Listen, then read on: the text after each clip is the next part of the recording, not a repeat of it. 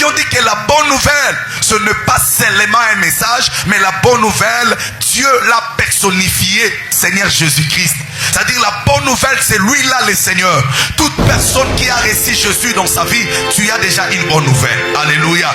Tu n'es pas là pour des mauvaises nouvelles, parce que la bonne nouvelle vit déjà en toi. La bonne nouvelle reste déjà en toi. C'est lui le Seigneur Dieu des armées. Parce qu'il vit en toi, parce qu'il réside en toi, tu n'es pas permis pour des mauvaises nouvelles.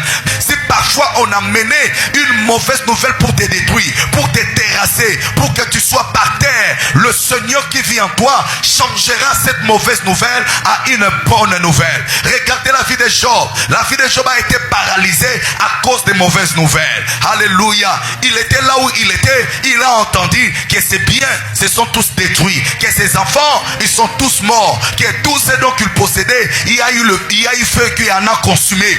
Alléluia. C'était toute une série de mauvaises nouvelles qui a paralysé sa vie, qui a découragé son âme. Mais il y a une personne qui m'écoute.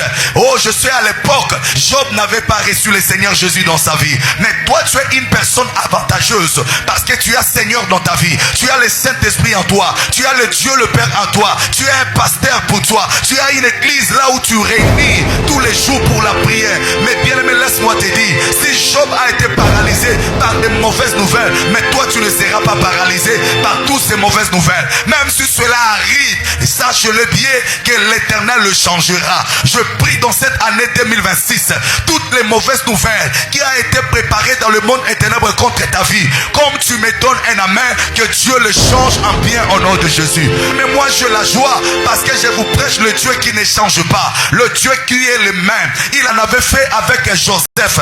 Joseph a dit à ses frères, vous avez voulu me faire du mal, mais le Dieu à qui que je prie, il a tourné ce mal en bien. Si Dieu en a fait avec Joseph, parce qu'il est le même, il le fera avec toi.